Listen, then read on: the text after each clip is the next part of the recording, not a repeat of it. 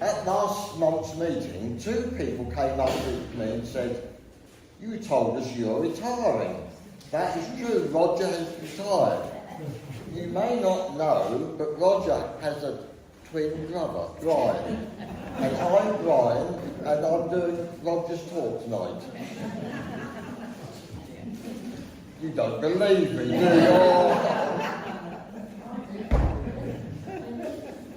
Anyway, I'm pleased to be here.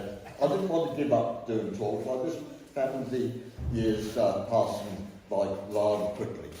Anyway, the coastal gaps and tracks of the Tendring Peninsula is quite an intense talk. There's a lot of maps. It's a talk I think that's never been done before. And are the gaps natural, created, old or new, and what was their purpose? So, first of all, a question for you. Pier Gap Clacton, just down the road. A natural gap in the cliff? Or was it man-made? Forgive that word, I shouldn't say man-made. But was it natural or was it dug out? Who believes it was dug out? And what about the other one, natural? You're not committing your sword. Well, you'll wait until the very last slide and I'll answer the question. So there's gaps along our Tendring Peninsula, but there are also tracks leading down to the cliff and to the shore. So what were the purpose of these tracks and gaps? I would suggest trading, and we know from medieval times particularly, trade was by the sea, much preferred than on land. Despite gales, sandbanks, trading by sea, and you've heard me talk about the Gunfleet estuary between Holland Haven and Frenton, big trading estuary. Fishing, very important, supplementing the diet by fishing. Copperas, off Holland Haven are copperas grounds marked on maps. Copperas is like a clay nodules which are collected, and by a long process you get green vitriol. It's a dye, you get ink black from it. Copperas. Access for seawall maintenance. We've had sea walls from medieval times. And then sourcing beach material. When Clacton, Little Holland started to develop, Frenton, they used sand and ballast off the beach. Until the marine authorities came along, you can't do that. Very importantly, military defence all the way through. This coastline has been is ideal for any enemy invader. So military defence and other. Anything you can think of. I thought of 2 just driving down here this evening. Flotsam and jetsam. Shipwrecks, things washed up on the shore, belongs to the Crown really, but people are glad to get anything salvaged. And another one, what about swimming in the sea? Remember, I'm not talking about modern times. I think the date was about 1812. In the Ipswich Journal newspaper, there's advertised a cottage at Little Holland for sale, and it said, very convenient for sea bathing. A very early reference to using the sea for swimming. And that little cottage is the Oakwood Inn.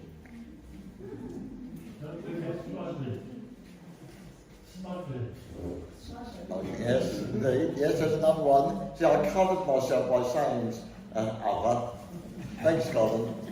So it's important to get to the shore for many reasons.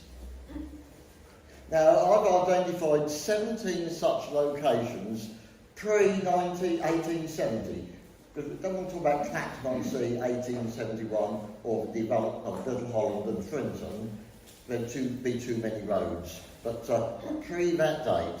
And I've used a whole range of different plans and maps and sea charts, often neglected, but very useful. Here we are on the coast. Sea charts tell us a lot. Some maps show certain things, others show other things.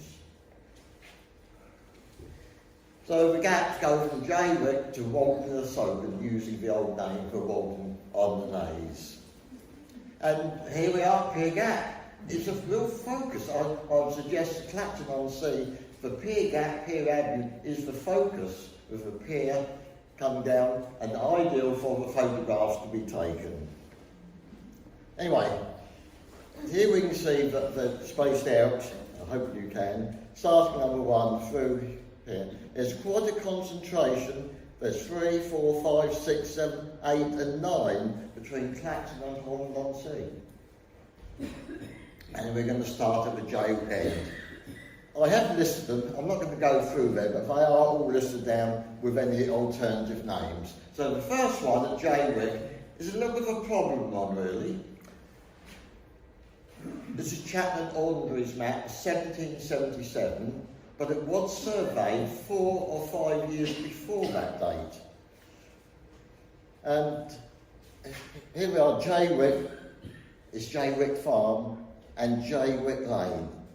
Here's the marsh, St Joseph Marsh, and here's the track going down. Probably can't see there, but it says Signal House. It's in the Napoleonic time, and one of the first warning places was a series of signal stations to pass messages along the coast. That's straightforward enough, yes, but why is this track coming right along here going nowhere? I don't know. But there's another one going through to 2 batteries, Napoleonic, which is our next gap. Here we are. This is a map drawn up by the Board of Ordnance when they're acquiring land for the Martello Towers. It's interesting because it says Clacton Gaps with an S. There's Wash Lane. There's a battery with 3 cannon there, and that point roughly is where Toby Carvery and the Greensward Cafe is. And on the left, marked E, is the intended Martello Tower. They're usually a square plot, and they had stone markers at each of the 4 corners. And as you know, they were built of brick. And because you wanted materials to build in brick, you wanted mortar. So you wanted lime, sand and water. Well, here we got Reedland Pool, a source of water. Seawater would be too salty. And there says new lime kilns. They were burning chalk there to make lime, to make the lime mortar. And off the beach came the sand. The bricks were brought by barge from further up the Thames estuary. Both sides, but Purfleet comes to mind immediately. Huge brickworks there, bringing the bricks by barge to build the Martello Towers. But very clearly, Clacton Gap, very often now known as Clacton Wash Lane.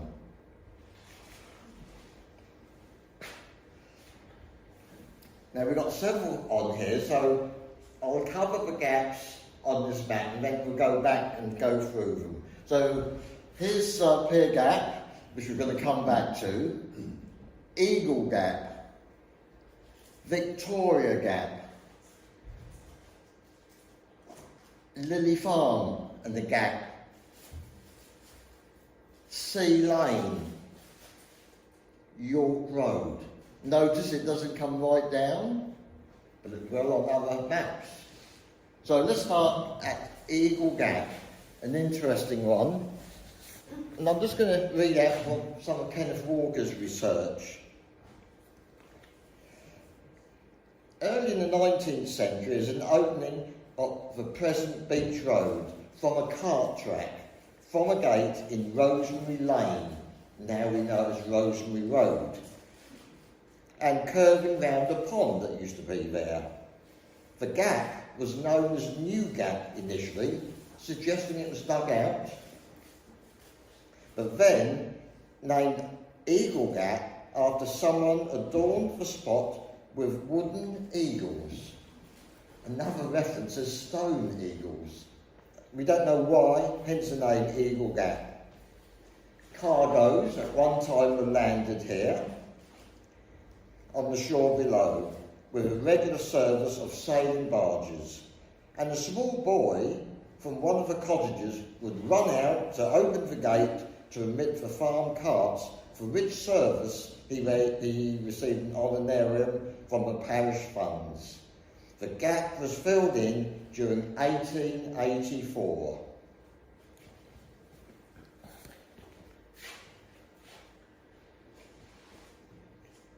This is where Eagle Gap was. We're just on the east side of the Clacton Pier, and turn of the century, 1900s, barges were still coming on the beach. Now, it said the gap was filled in 1844, so I suspect they were using the pier gap at this time. We normally know beach landing of building materials down at Clacton Wash, actually, but we can see them here as well. And there's a view looking along, and possibly you might see, perhaps, was that the remains of where the gap was? And Beach Road here?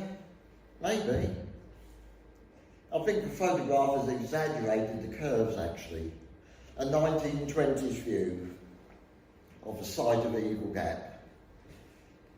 Now we come on to the next one, bottom right, Victoria Gap. Look at that little complex of tracks there. Definite gap there going down. No Victoria Road, so it's named after something else. Notice on the left, two farms, unusually either side of Little Holland Road. Thorogood Road, hence Thorogood Farm, and the name is lost now, Wright's Farm. But look further up, brickfield and a kiln. I suggest that track was used to load bricks to take off elsewhere trading. Now, I've never come across the name of that brickworks. The landowner was Mr. Page, but in the 19th century, anything Queen Victoria, people applied that name to their business. So I suggest that's where Victoria Road name came from. And just off this map, there's a little row of cottages. Mr. Page built some cottages for his brickmakers to live in. They're still there today, opposite the gardens area, and plastered over with white. If I remember, it might be on the later slide. But they're still there today, little terrace and cottages.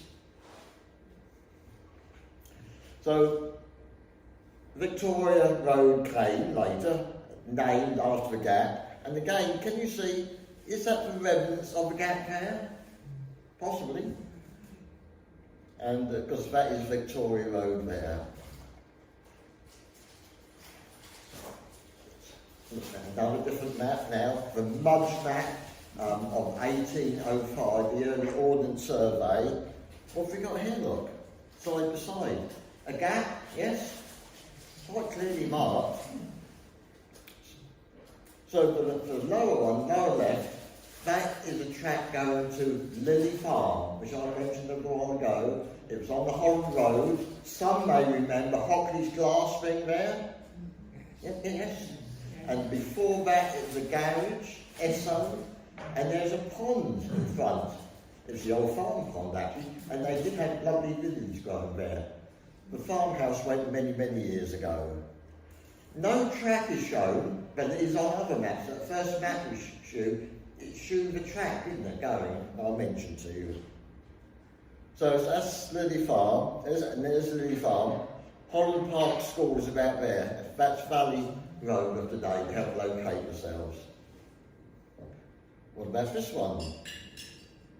Sea Lane, which I suggest was once a continuation of Sladbury's Lane, coming down from Cook's Green, there's Sladbury's Farm, Pond House, coming down, here's Holland Road, and it comes down there. It's always interesting to me, when they were making up roads, tarmacking them, the ones they chose to tarmac and those they left as byways, bridleways and footpaths. But they were all once used for travelling on.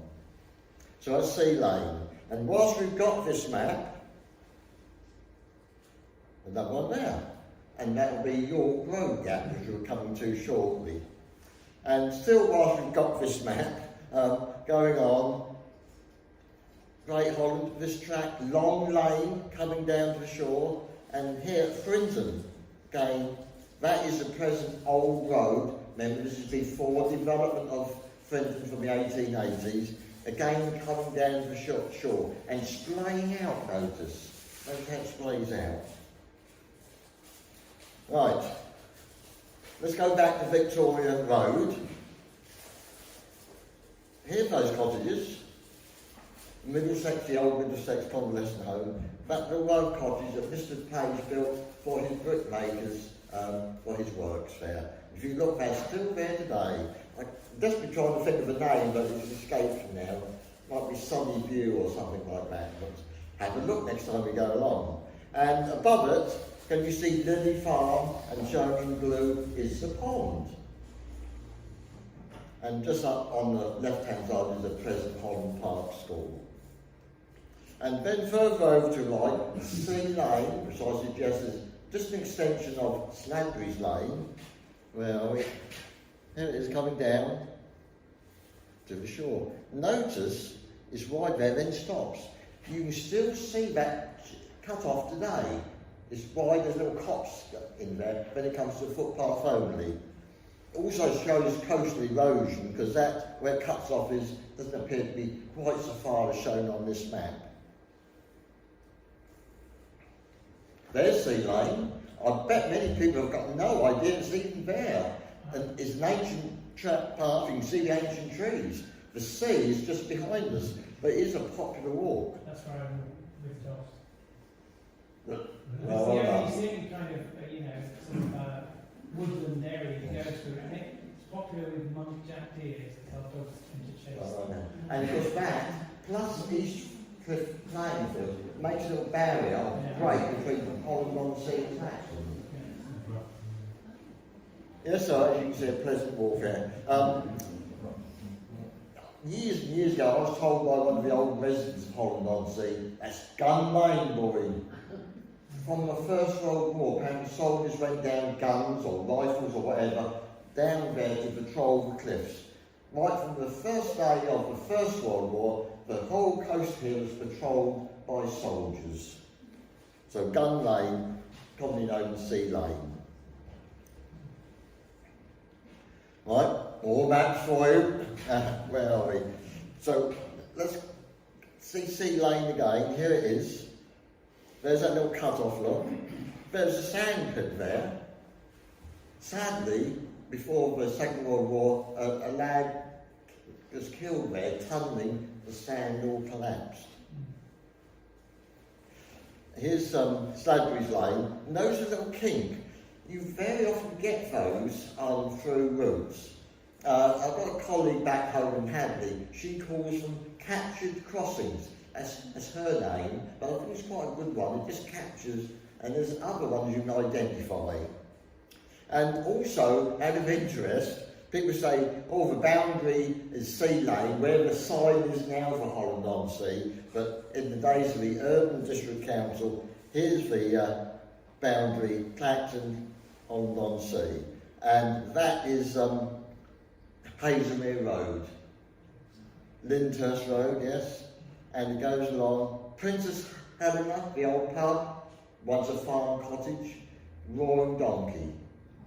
And the boundary went alongside for the Roaring Donkey, and on some old photographs and postcards of the Princess Helena, you can see a white post.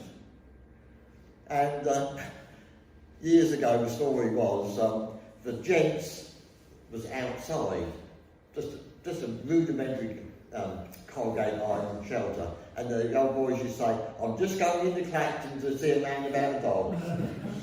Because actually the toilets were in Clacton.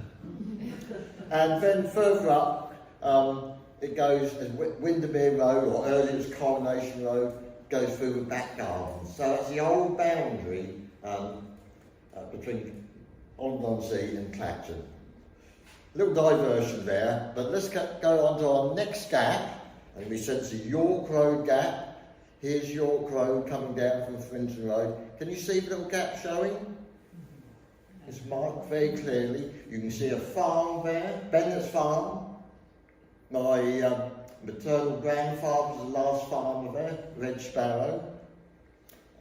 And you might also just see there's a little kink there, dotted line there. That was called Bunny Lane. Lots of rabbits used to be there, and nightingales apparently, I've heard stories of little cops there. And then it straightened out to become York Road in 1902, when they're laying out the new Kingscliff building estate at Holland-on-Sea. You keeping up all right? All these names? There's York Road Gap in the 1920s time. It's quite significant. And can you see the size look quite vertical? Does that suggest it was dug out, maybe? Well, the evidence I have is it was a small gap there originally, but when Napoleon Bonaparte threatened from the 1890s, remember I spoke about the signal houses, the batteries and the Martello Towers, and before the barracks were built at Wheeling, between 2,000 and 3,000 troops were in camp either side of York Road, then named Gapway Drift and Shore Lane, near Bennett's Farm.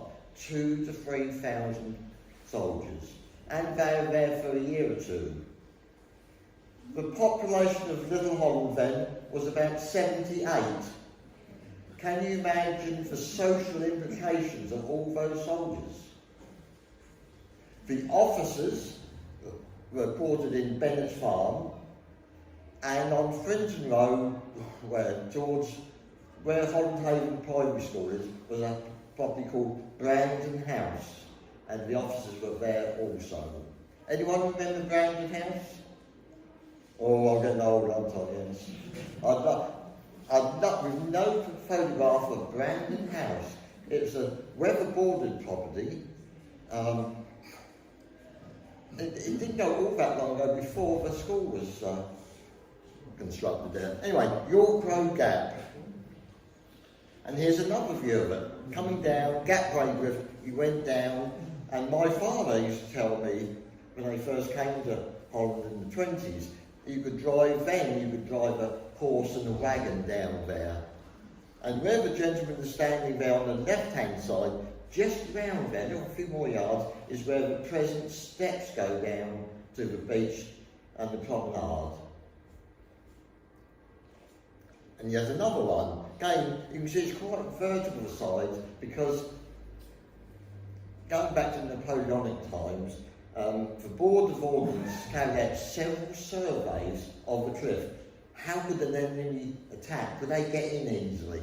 And one of the reports said to enlarge the gap to get the troops down on the beach and fight any invader. So it seems that one was certainly dug out 1790s time.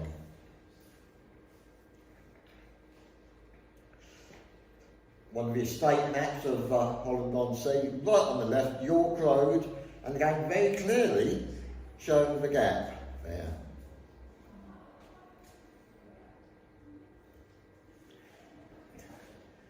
The top postcard from the 1950s and the lower photographs is about 1990s time. Practically all evidence of the gap is gone now, coastal erosion and scarfing of the cliff face. But coming along the seafront of Holland-on-Sea, you've got the greensward. But opposite York Road, no greensward. Can you see the grass beyond, just showing? There's no greensward here, because that shows the last evidence of the old gap. And behind the camera, then it widens out and the greensward starts again. And because the top one, before the King's Parade was made up, early 1960s time. And we often get comments about the fences. Here's a good example of those paving fences, crisscross.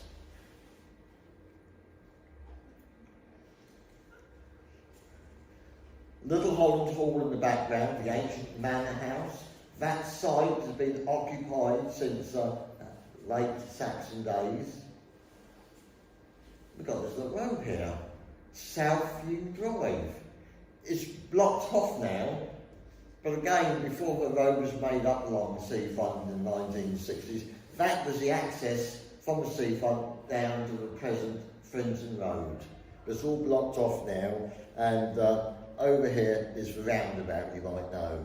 Now, I'll come back to this, because again, a modern concrete road, now we'll see, it is quite old, but we'll come back to it.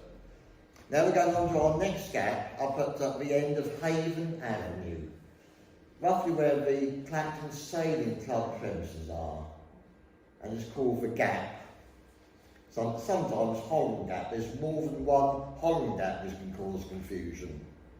And this is the 1904 autumn manoeuvres, when for the first time the Royal Navy and the British Army joined together in joint manoeuvres. It never happened before, believe it or not. On a rather misty September morning, about 12 big transport ships appeared offshore, and with barges they unloaded soldiers, horses, guns and equipment. And here's the gap. It's sideways on, getting access. You can see a cavalryman going up there. You see all the barges here.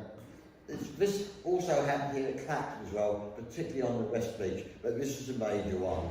And there was a blue force and a red force, and the invading force won easily. In fact, they advanced right through, took Colchester, went right through to Kelvedon, and they got to Kelvedon and said, "We've won," and turned around and came back. But important access at the gap there. Here it is again. You can see it comes up the side of the cliff. A horse and a tumbrel. Remember I said on my list, building material, sand and ballast. That's what they're getting for the early days of building at Little Holland. Until it was stopped. And the Marine Authority said you're not allowed to take material off the beach. So where the Clacton Sailing Club premises are, behind that is a big pit with public conveniences. That was a Little Holland sand pits. So when they stopped getting material off the beach, they dug there.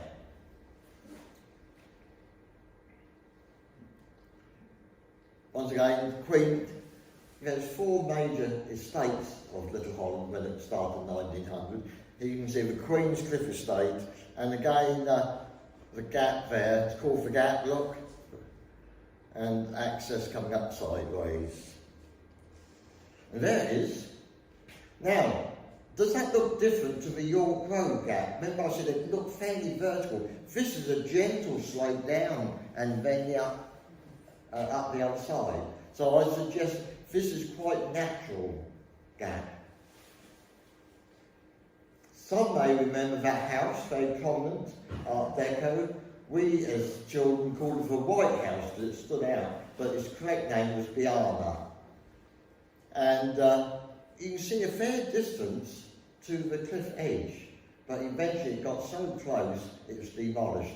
The Clacton Urban District Council use that as their offices when they're doing the sea wall. Again in the 60s, so extending the sea wall along. And it's demolished after that, unfortunately. And I remember cycling along there. There's just literally that width from the front wall of the house to the cliff edge. Beyond that. Looking the other way, little snapshots I took with my little Brownie 127 camera. This is looking the other way. And again, the gap there. And just one more up there, names. We often don't think, the gap, you see, we don't think what it means possibly, but it's clearly shown there.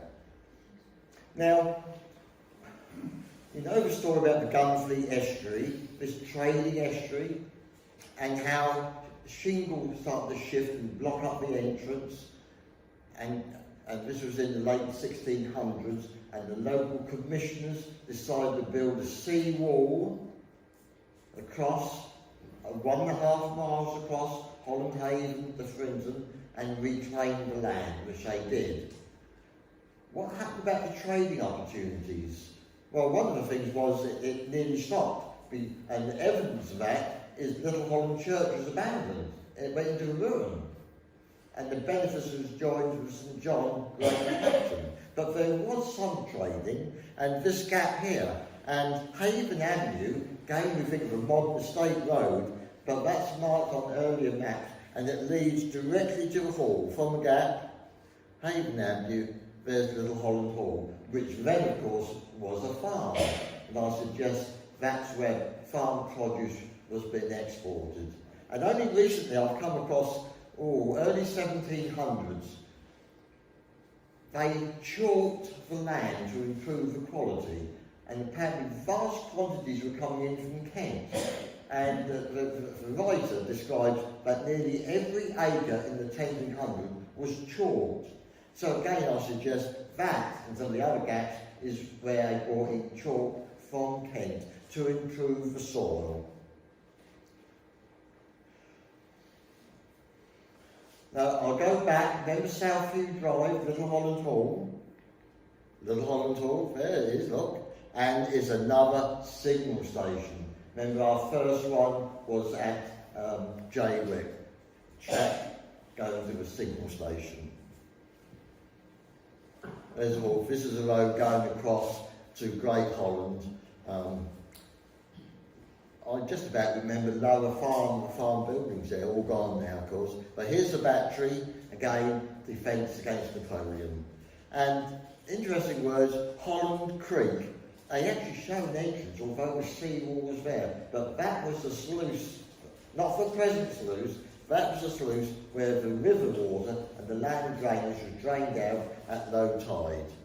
And just beyond, remember we talked about Long Lane from Great Holland? There's the Hall Church. Here it comes down to the shore. And remember my list, and I said there are copperous grounds shown on maps, sea charts off here. Again, that's one of the tracks they use to access the shore.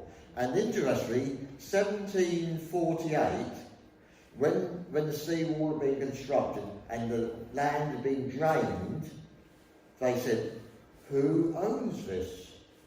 And the lords of the manor met on the shoreline, and they had a man with them with some stakes and a big wooden mallet, and they agreed where the new boundary would be. And Great Holland said, we want access to the shore. Quite a narrow stretch, but they needed access. So again, my list at the start shows why they needed that. So in fact, up to the creek is Little Holland, a little bit there Great Holland, and then it's Frinton. And I always think it's interesting, Frinton Golf Links is actually Great Holland. True. Not the clubhouse, but the main links are. Again, this is from the National Archives, the Board of Ordnance, and as I've emphasised, there's always great fear of invasion from the earliest times, and they had several surveys, and I think it was Captain Reynolds made a survey, and they suggested Martello Towers. And in red, this is what was suggested.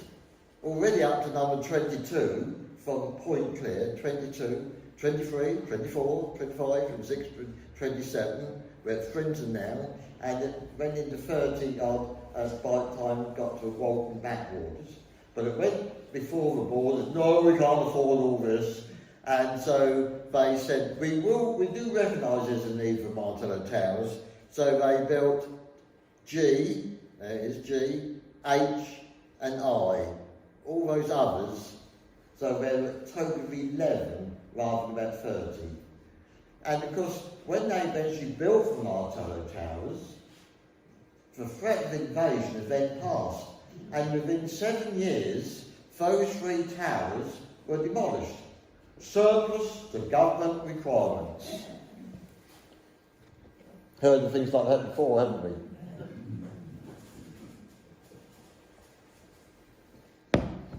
Is there any sign that they were there, Roger? No, Kenneth Walker told me once there's a very slight depression where that Martello Tower was, the G. It's just past the present sluice gates. And you can see something here, but I'm not sure. And again with coastal erosion, probably all gone. And because H is right down on the marsh as well, and I can't see anything at the Frinton one. But what might have been, now imagine, over 30 Martellos might have been built along the Tendring. What a daunting view that would be for any intending invader. Obviously, from the Clacton side, from Point Clear, we lost Beacon Hill at Point Clear, but then Jail won the community centre, and the Buttons Tower, and the Golf Course Tower, and of course Tower Road, F is still there. Right.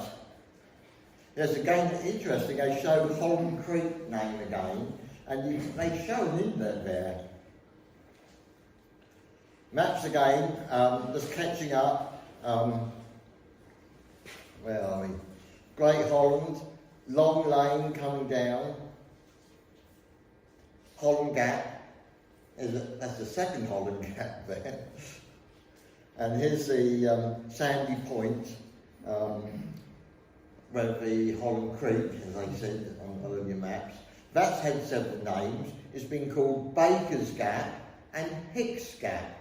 Now, Hicks was the farmer at Great Holland Hall, and I've found the name of Baker also associated there. And remember I said about chalking the land? I'm sure, again, that landing place and that track was where they took the chalk in to improve the soil. Now you can see at the top right, you can see Frinton and FP, footpath coming across there. We'll see that more clearly in a minute. It's still very today, it's concrete today. It goes to a boat launching ramp. The Grand Hotel to the right, still there.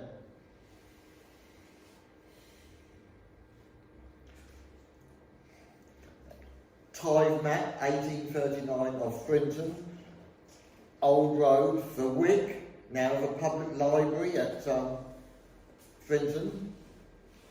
The church and the hall. The hall is now gone, but the little church is there. And that circular feature is a big pond. Guess what's built on there? That big tower block. That is.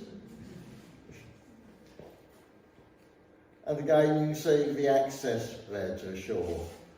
Going further along, look at that strange feature. 3 little inlets there. It's called the Crab. I don't know the origin of that name or anything. Again, you can see there's a pond there. It's by Queen's Road of today. And at the top, going along nearly horizontal, Pole Barn Lane. Again, that's an ancient pre-modern Frinton, and it goes to a gap. I think they call it the Lees there. And it goes away down to the beach huts and the promenade. So coming back, there's another one of the Munch map of 1805, and just clarify what we've been saying to reinforce Great Holland, Long Lane coming down, Holland Creek again, Old Road, the Wick, Hall and Church, and how it widens out oddly. I don't fully understand that, but again you see the track, as we saw, still there today, and that is Pole Barn Lane. Where does it go to? A signal station again, another one of the early Napoleonic defence. Some years after they had the signal stations, which were quite rudimentary, they had the modern semaphore.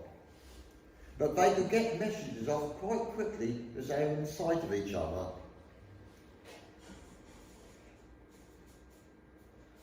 And towards the top we can see Walton and the Soken, the Sogans, Forkless Open, Kerberless Open, they are areas of special jurisdiction. And Forkless Open has retained it. Kerberless Open, yes, not Kirby Cross, Kerberless Open by the red line end, and because Waltonless Open, Walton on the Naze. But again, another gap name, Walton Gap. And inland you can see a row of buildings that is Walton High Street, and it comes out at the Albion Hotel and the Albion Breakwater.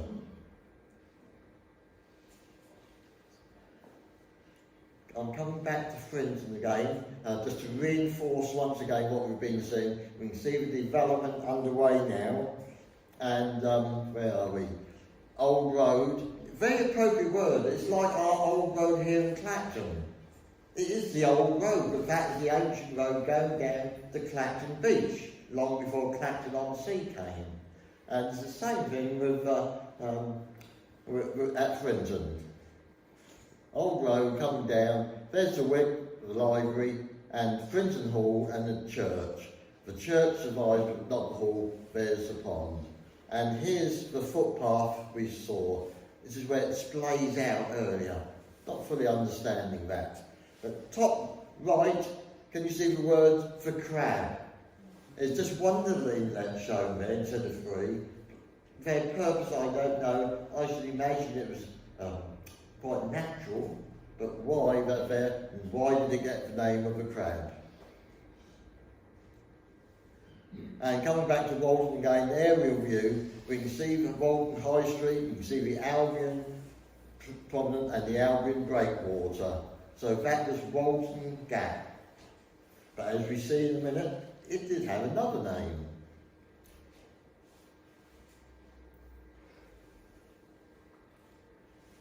And a bit further along, down to Hipkins Beach. There's a little cafe there, beach huts. They used to all be privately owned, the beach there. And here's the track still there. An ancient way to the shore.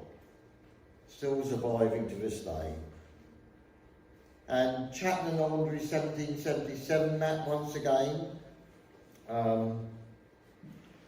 Walton Gap name again. The road going through the Kirby, lower Kirby. Going on, and there's the access to, we've just seen, Hipkins Beach. I mean, there's nothing further along there till you get to Stone Point and the Naze. And they are the 17 tracks and gaps I've identified along the Tendring shore. Not quite finished yet, because sea charts is an early 19th century chart of the approaches to Harwich Harbour. And Walton, where are we? Here, Walton. We've seen it as Walton Gap on two maps. It now says Goodman's Gap. So, interestingly, offshore nowadays, there's the Goldmere Gap. The Goldmere Gap. So, I think it's a corruption of that word. And it's something like perhaps the Gunfleet Sands. You've heard me say this evening about the Gunfleet Estuary. That name was lost on land and it went out to be used on the sandbank. And more modernly, we call it, that's not a word, is it, modernly? we talk about the wind farms, don't we? So the Goldmere Gap. Now that's very important actually, because that is a way into the Wallet, which is the water between the shore and the Gunfleet Sand. It's called the Wallet, we don't know the reason, but that's a way in. So when the Queen of the Channel used to come, I'm sure many people remember that, it couldn't go straight out over to Kent or down to London because of you had the Gunfleet Sandbank, and beyond that is the long sand, and it is a very long sand as well. But to one side is the Spitway Gap they can get through, or the Goldmere Gap by Walton. And so back to Pier Gap, we're just about at the end now. So, after all that evidence, some natural gap there, some dug out, we believe. A natural gap, or was it dug out? And here it is, back in the 50s, with a Venetian bridge there. But it wasn't always like that. Early sketch. And does that light area, does that suggest it's dug out? Is that a chalky soil? There's no grass on it there. Does it suggest it was dug out? When it was completed, and the pier was the first structure in Clacton, shops were built there, right opposite, so when the paddle steamers came in, people were trading straight away and then up into the town. All became somewhat untidy, and just before the First World War, the new bridge came, Venetian Bridge. And you can see the numbers on that bridge, and that's still a very popular place to gaze at all the holidaymakers, looking to the pier and then looking back up Pier Avenue inland. So here we are, 1871, the local newspaper, the new pier, and if I highlight, a new pier some 200 yards long is all but completed, and a new road is being cut through the cliffs so as to bring the pier into direct communication with the new homes. So after all that time, there's the answer, it was dug out. And we do know from a great Clacton tide map, it doesn't show any gap at all, whereas the Little Holland tide map does show the York Road gap quite clearly, but not here at Clacton. So it was all dug out. Thank you very much for listening to me this evening.